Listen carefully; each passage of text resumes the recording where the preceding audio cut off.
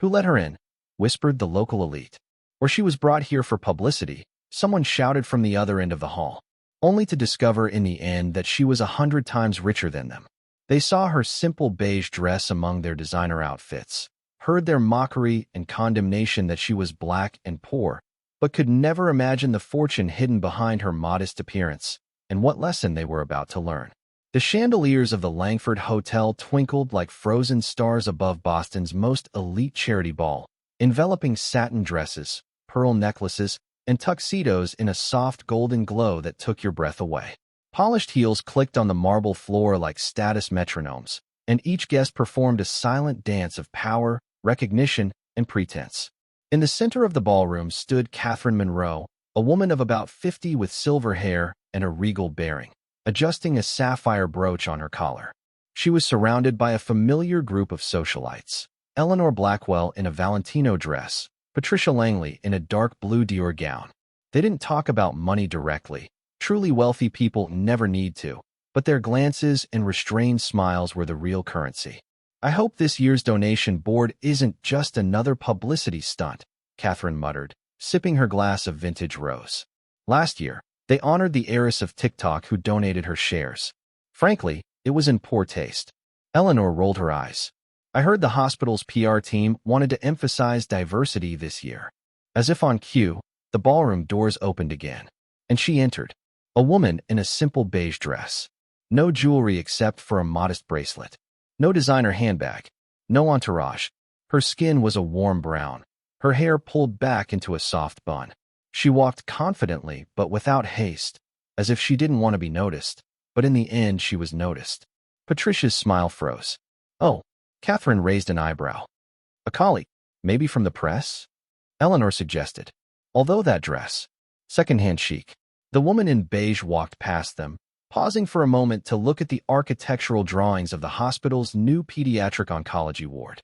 Her gaze lingered on the sketches of the children's ward, and something in her face, a quiet concern, a focus, betrayed a care that a casual visitor could not feign. "Excuse me," came a voice with exaggerated politeness. It was Catherine, gliding toward her with a smile as polished as the marble beneath their feet. "We don't seem to know each other." The woman turned and held out her hand. "Amaya Sullivan." "Catherine Monroe," she replied, noticing the absence of makeup, the absence of labels, the confidence that wasn't born of approval. "Welcome. Are you from the hospital?" "No," Amaya replied evenly. "Just someone who believes that children shouldn't have to fight cancer alone." Eleanor joined them, her tone light, but her eyes sharp. "What a wonderful sentiment. I don't know you. Are you new to Langford?" "New to this event," Amaya replied, "but I'm very familiar with the issue." Catherine tilted her head. "You said where you're from?" Amaya's smile didn't fade. "From here. Born and raised." After that, there was a microscopic silence, but it was there. The kind that chilled you to the bone and whispered things better left unsaid. "Well," Patricia finally said, "I'm sure you'll find someone who can explain the donation process to you. Today's donors usually give 6- and 7-figure sums." She smiled, then added too quickly, "Of course, every penny helps." Amaya nodded. "I heard." Across the room, someone asked a waiter if aides were allowed in the main hall. Another muttered that the catering must have relaxed the dress code. A man at the bar said loudly enough for everyone to hear, "Looks like we're inviting activists now." Amaya ignored everyone. She moved like someone who had nothing to prove but something to give. And no one in that glittering ballroom had the slightest idea who she really was. As the reception continued, the noise of conversation, laughter, and clinking champagne glasses drowned out the tension that followed Amaya Sullivan like a second shadow. She stood alone near the display of hospital expansion plans, studying each sketch with the same attention that other guests paid to camera flashes or the mayor's greetings. From the other end of the room, Catherine, Eleanor, and Patricia watched her with barely concealed contempt. "Did you see her shoes?" Eleanor whispered. "I'm almost certain I saw the same pair on a nurse last week." Catherine narrowed her eyes. "What's even more disturbing is that she doesn't seem to know her place. She walks around like she owns the place." "She didn't even bat an eyelid when I mentioned 6-figure donations," Patricia added. "I'd bet she thinks $500 is generous." Catherine grinned. "God bless her." They laughed quietly. Not maliciously, No, never. Their cruelty was restrained, refined, socialized. The kind that never makes headlines, but nonetheless makes people feel smaller. When Amaya walked past the waiter with a tray of appetizers, he froze, unsure of what to do. Something about her demeanor didn't match the images swirling in his head. Nevertheless, he offered her the tray without hesitation. Catherine seized the moment and leaned toward Eleanor. At least the staff treats her like one of their own. Consistency is everything. But when Amaya politely declined the appetizer and thanked the waiter by name, his name, which no one else had bothered to ask, the moment passed differently. The waiter nodded, almost gratefully, and moved on. Something about the interaction bothered Catherine. She adjusted her bracelet unnecessarily. Then Dr. Henry Lowell, head of the pediatric oncology department, appeared at the bar and laughed warmly with a group of trustees. When he noticed Amaya at the other end of the room, his expression changed. It brightened, lightened, as if her appearance had added something genuine to this polished evening comedy. "Miss Sullivan," he called, raising his hand. "I didn't see you come in." Everyone turned. People who hadn't noticed Amaya suddenly took notice of her. Dr. Lowell made his way through the crowd and approached her. "It's good to see you again. The children haven't stopped talking about you." Amaya smiled. "I hope they enjoyed the puzzles. They loved them. And the art supplies. And, well, everything. You shouldn't have gone to all that trouble." "I did it," she said quietly. "They deserved it." Across the room, Catherine's expression changed, subtly but noticeably. She leaned toward Patricia. "He just said, Sullivan." "Sullivan's not that uncommon a name," Patricia replied, already typing quietly on her phone, searching, scrolling. But nothing could have prepared them for what happened next. Dr. Lowell turned to the assembled crowd, some of whom had already begun to circle Amaya like planets around a newly discovered sun. "Ladies and gentlemen," he said, raising his voice slightly, "this is the man who spent the entire morning with our young patients, reading to them, memorizing their names, asking them questions about their treatment." Catherine pressed her lips together. Eleanor quickly took a sip from her champagne glass. "Wait," whispered Patricia. Look here." She held up her phone screen. It was a headline from a charity magazine. "Amaya Sullivan, daughter of medical technology giants Robert and Elaine Sullivan, inherits fortune and dedicates it to equality in children's health care." Below was a photo of Amaya in jeans and a ponytail, kneeling next to a child in a hospital bed. "I thought they both died in a plane crash," Eleanor muttered. "Yes," Catherine replied, her voice suddenly dry. 10 years ago. And she inherited." Patricia didn't finish the sentence. She didn't need to. That figure was well known in their world, a fortune estimated at just over $4.2 billion. And Catherine asked her if it was a vintage dress. She felt the foundation of her social status begin to waver like a glass of champagne in an unsteady hand. But they still didn't know the whole truth. Because Amaya hadn't come to be seen. She had come to change everything. The gala had reached that strange moment when the laughter grew louder, the drinks flowed freely, and sharp ambitions hid behind every polished smile. The guests moved in elegant streams, gliding across the ballroom with the ease of people who had always been at home here. Only now, Amaya Sullivan was accompanied by whispers like perfume. Not dismissive whispers like before, but nervous, speculative whispers with a hint of curiosity and confusion. Catherine Monroe gripped her glass tighter, the stem threatening to snap under her manicured fingers. She had ruled this society for decades, proud that she knew the important people before anyone else did. But today she had miscalculated the most influential person in the room. And, worse, she had done so publicly. "Maybe it's not Sullivan," she whispered to Eleanor, though there was no conviction in her voice. "I mean," Eleanor began, faltering as she remembered Amaya's calm, piercing gaze. "Even if it is him, how can he dress like that? Doesn't she have stylists?" Patricia, pale and tense, muttered, "She came here to remain anonymous. And we laughed at her." Out loud, Catherine added bitterly. At the other end of the ballroom, the hospital's executive director, Richard Thornton, stepped onto a small stage. He tapped the microphone lightly, and a soft hum filled the speakers, silencing everyone. "Ladies and gentlemen," he began in his polished but sincere voice, "thank you for coming tonight. Tonight is not just a celebration, it is an important milestone, a testament to what can be achieved when generosity, community, and vision come together. Catherine's circle moved closer to the stage, instinctively drawn to the place where names would soon be announced and reputation cemented. Amaya stood apart, near a column decorated with twinkling lights. She didn't move. She didn't need to. Thornton continued, "Over the past 6 months, our hospital has been campaigning to expand and modernize our pediatric oncology department to provide comfort, innovative treatments, and vital care to our youngest and most vulnerable patients." There were murmurs of approval and polite applause. Catherine took a deep breath, preparing herself for the parade of familiar names. She assumed Montgomery Wells would be first on the list again, unless one of the pharmaceutical giants intervened at the last minute. But then Thornton's tone changed. "For the first time in our 150-year history," he said slowly, "we have received an anonymous donation that will change our hospital so much that, quite frankly, our board of directors was simply stunned." The room fell silent. "This donation," he said, "came with a single request, that the new healing garden be named Sophie's Butterfly Paradise in honor of a young patient battling leukemia who once told our donor that she wanted to see butterflies from her hospital bed." The room stirred. People began to talk again, but now it was a different kind of noise. Less gossip, more respect.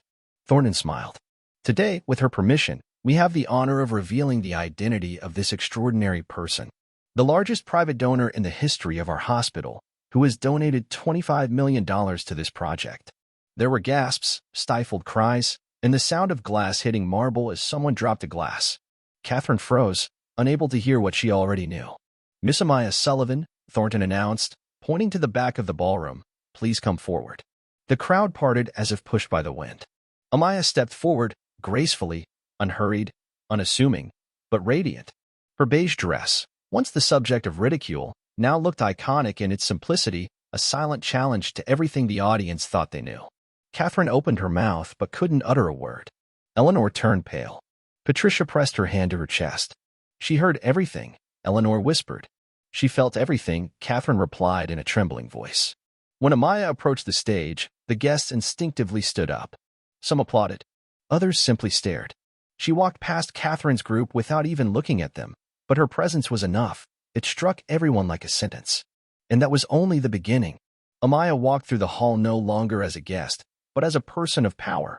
Her steps were quiet, but each click of her heels on the marble floor echoed as if someone had just broken an old rule.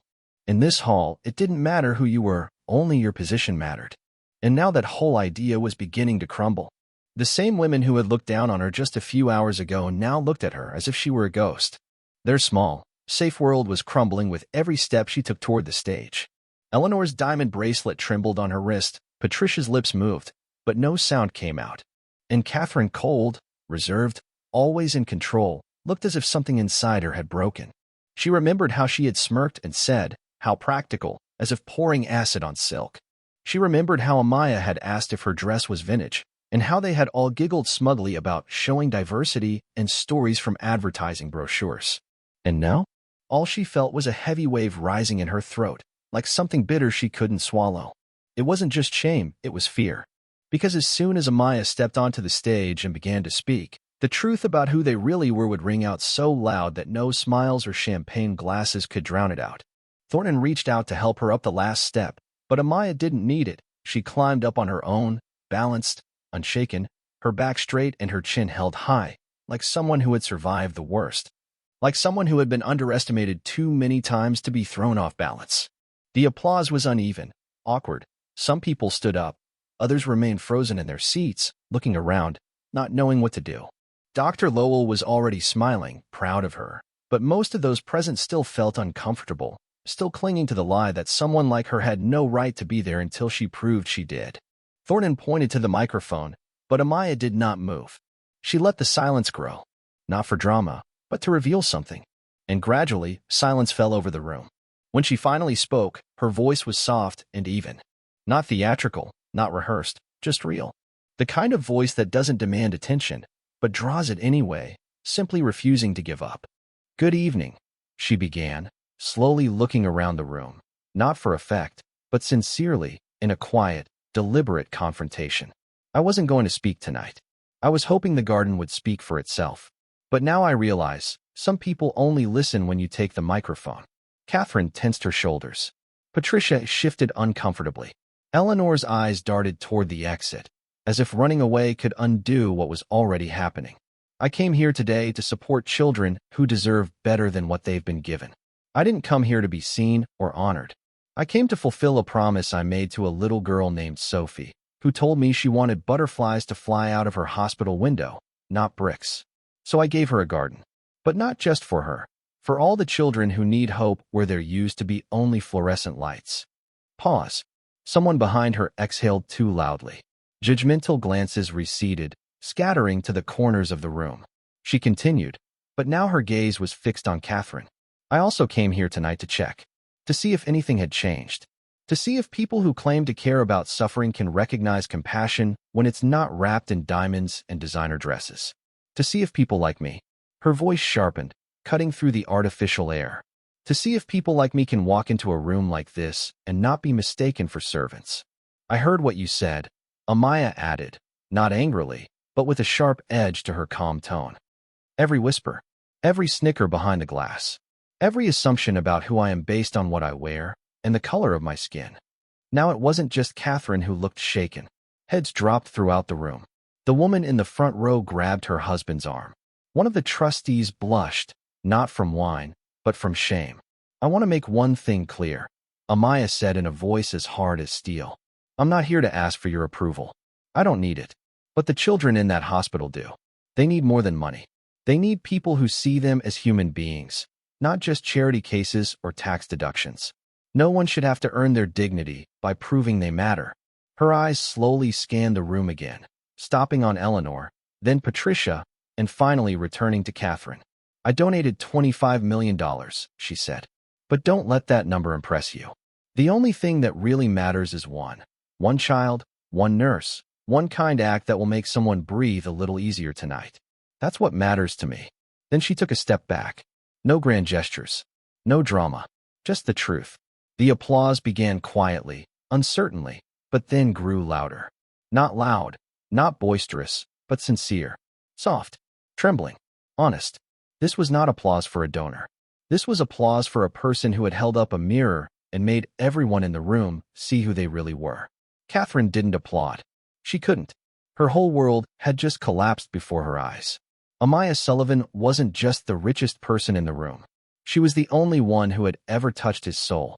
The applause gradually died down, not because the audience had lost interest, but because no one knew how to return to the evening's performance after being pierced by something so sincere.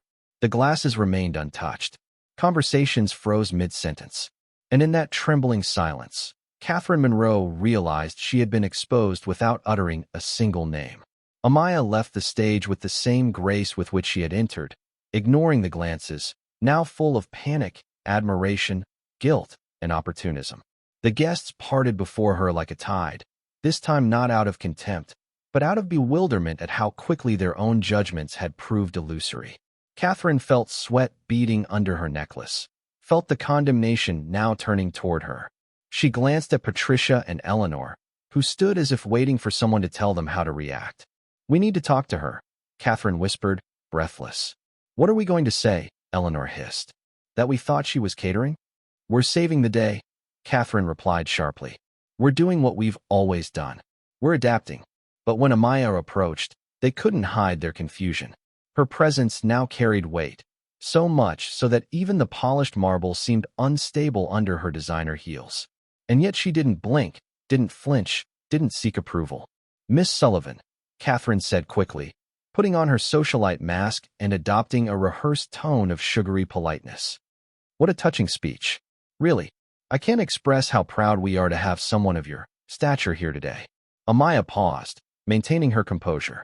Really, Catherine hesitated, but continued, smiling through clenched teeth. Of course, if we had known. Well, of course, we would have made sure you were introduced properly. It's all a misunderstanding. No, Amaya replied quietly. That's not it. The air around them froze. Patricia cleared her throat, trying to steer the conversation in a different direction. Catherine means that we're just glad to have such a generous person in our society.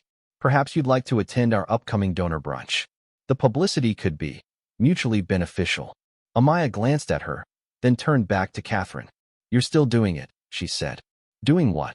Eleanor asked, her voice too high, assessing value based on proximity, on access, on how much control you still have over the situation. There was a pause, too long to be accidental. Catherine was the first to look away. Miss Sullivan.